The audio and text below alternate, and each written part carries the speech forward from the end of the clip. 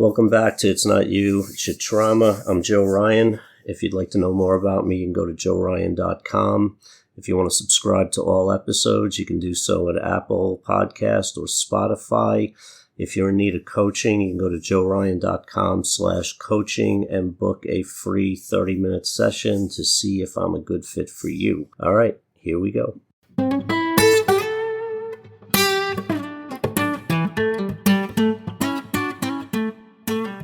You're going to get to a point where everybody who has let you down, who hasn't shown up for you, who has disappointed you, you're going to thank them at some point when you come on the other side. So much of a delay in finding out who we are and living the life that we want, our life, our way, is because we keep holding on to these fucking yahoos that we think are going to show up for us. And how many people, how many different groups, how many times have you just moved on to another place, another group, another thing, another this, another that, with the same hope of being seen and heard and having value and having somebody show up for you somewhat close to the way that you show up for others? It's each disappointment, each betrayal, each hurt is just another lesson. And for some of us, it takes a lot more of these betrayals, disappointments, rejection, till we finally start to fucking get it. And I am a stubborn, thick-headed, gobbadoss, slow learner. Like, I have to get to the point where there's no easy path. Like, I have to explore them all. I have to keep going to empty wells and being disappointed and being rejected.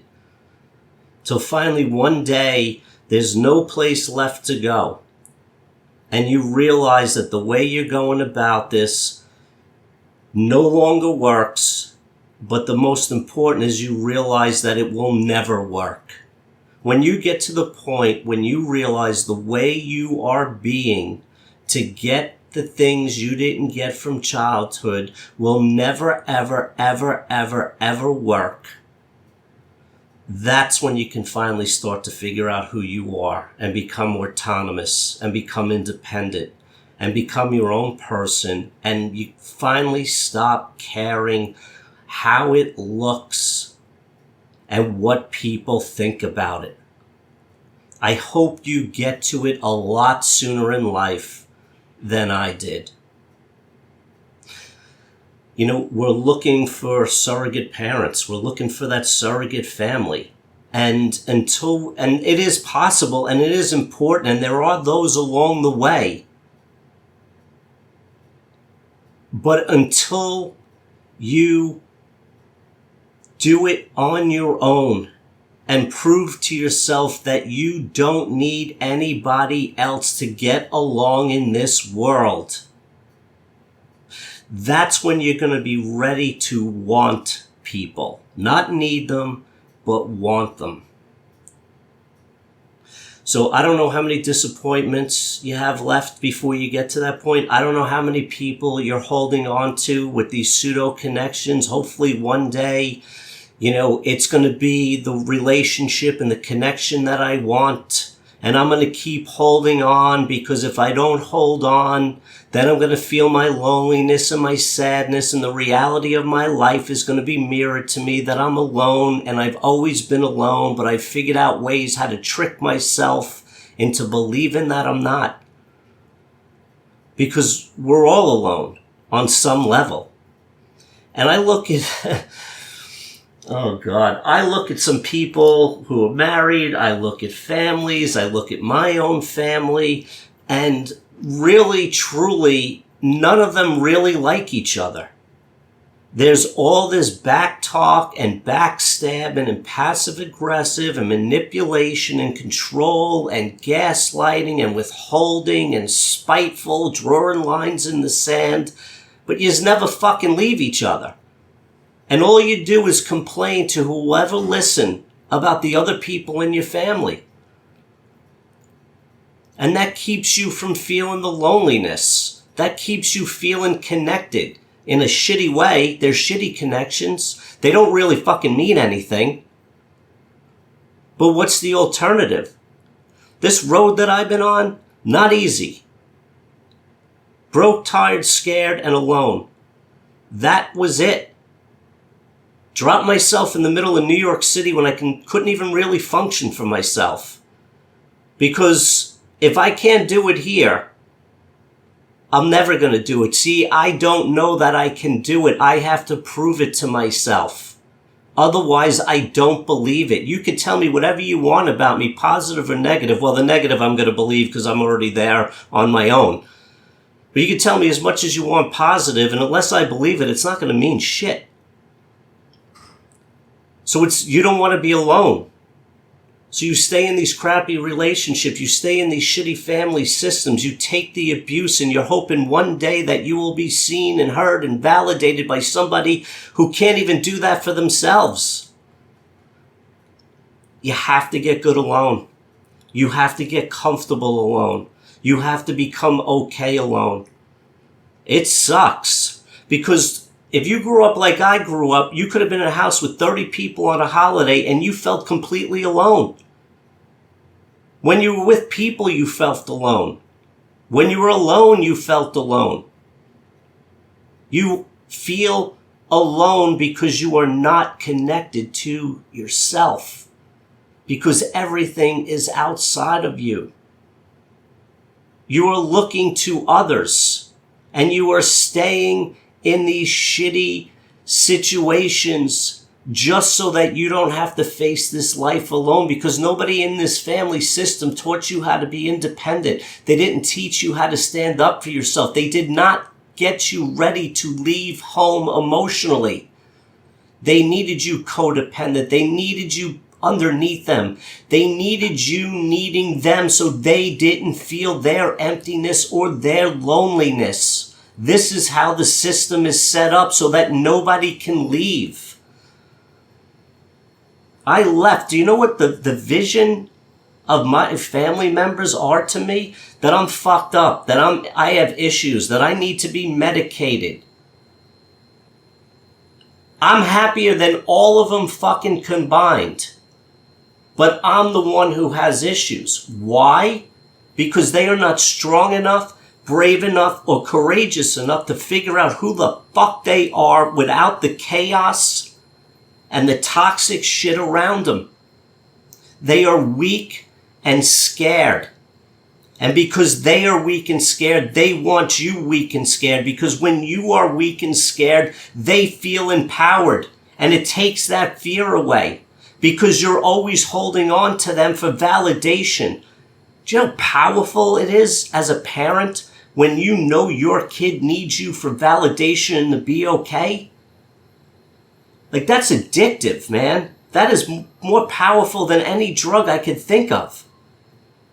And it's easily exploited, and it's easily manipulated, and if these people aren't doing the work they should be doing on themselves, they're not even going to know how much they're fucking you up. Because they don't feel any discomfort. Because anytime they did feel discomfort, they're going to come down on you and make you change your way of being so that they feel comfortable again. Have to get good being alone. You have to figure out how to be good alone and stop relying or depending on people. You got to figure out how to do it on your own so that you don't need to be going back to people that keep disappointing you. And when you leave your family system, you're going to try to attach to other systems, other places for surrogate families, and people are going to let you down there as well. People will always let you down. But the more you put your needs on other people, all you're doing is disempowering yourself. Because you're helpless. You're putting your needs on somebody else to show up for you when you can't show up for yourself. And sooner or later, you're going to get disappointed. And then you're going to move on and look for somebody else to caretake for you. And how many people do this in relationships, romantic relationships? Well, I can barely function on my own. So let me get into a relationship so she can take care of, or he could take care of half of the shit that I'm incompetent with, or that feels too difficult and I don't want to do it. And then they leave and then you're back in the same position. You should have been taught how to be independent and autonomous. And you should have been sent on your way out in the world fully supplied with confidence and competency. And you weren't. And you're still looking for that parent out there in the world that's going to teach you how to do it and tell you it's okay to start living. The biggest reason that you are not living is because you're stuck in this family system and you haven't figured out how to be independent.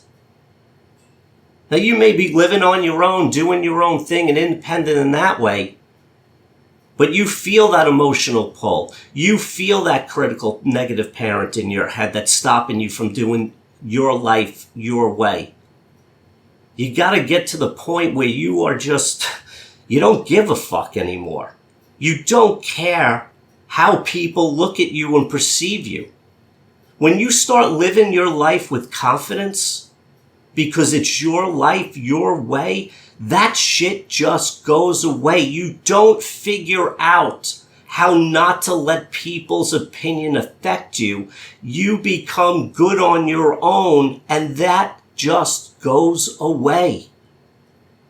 Because when you are connected to yourself, when you reconnect with you, and you know who you are, and it's the life that you're living, and you've tried 17 different ways to do everything in your life, and you finally figured out which ones work best. You don't give a fuck what other people say. But you gotta get good alone. And I know how scary that is. Trust me, I was a codependent, people-pleasing lunatic where I was looking to attach to something or someone to give me worth and value. And one day there was no place left to look. There was no place to find value outside of myself. And again, stubborn, have to prove it to myself, had to wait until there was nobody or nothing left. Don't wait that long. Start weaning off of the nightmares that you're living with these toxic people. Like, they're not going to do it for you. They're not going to say, you know what, listen, I'm a bipolar narcissist with slightly schizophrenic tendencies. I kind of fucked you up and I'm sorry. You know what? You have my blessing to go live any way you want. You're not going to hear those words. So I don't know. What are you waiting for? These are the questions you have to ask. You have to start asking yourself questions. You see, there are statements that just run in the background. You have a belief system about yourself. And it's so silent in the background that you're not even sure what the words are. You have to start asking yourself the questions. Why do I feel like I have to be dependent? Why do I feel like I can't leave my family system? Why do I feel like I was neglected? Why do I feel like I deserve the abuse? See, if you're not turning your statements about you, my statement is, I have no value and I am unlovable.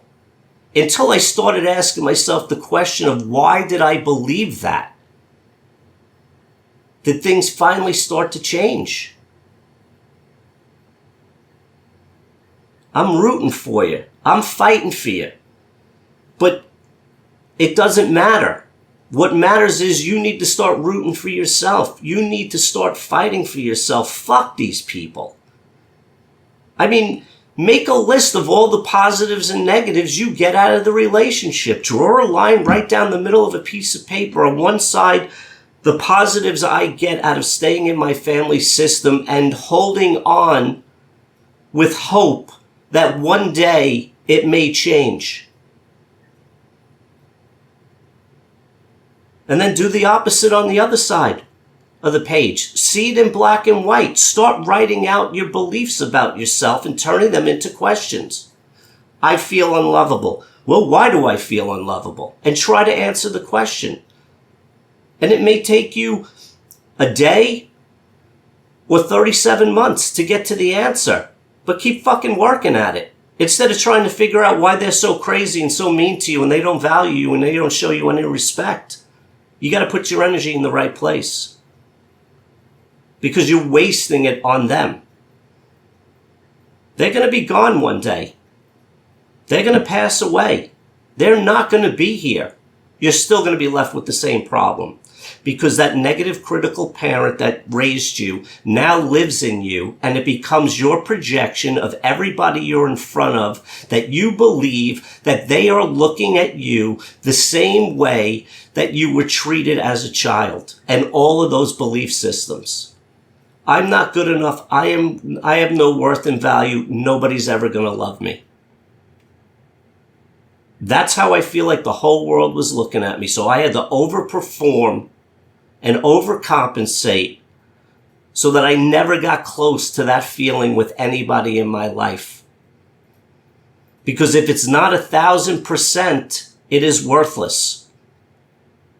And that's shame, man. Shame does not have middle ground.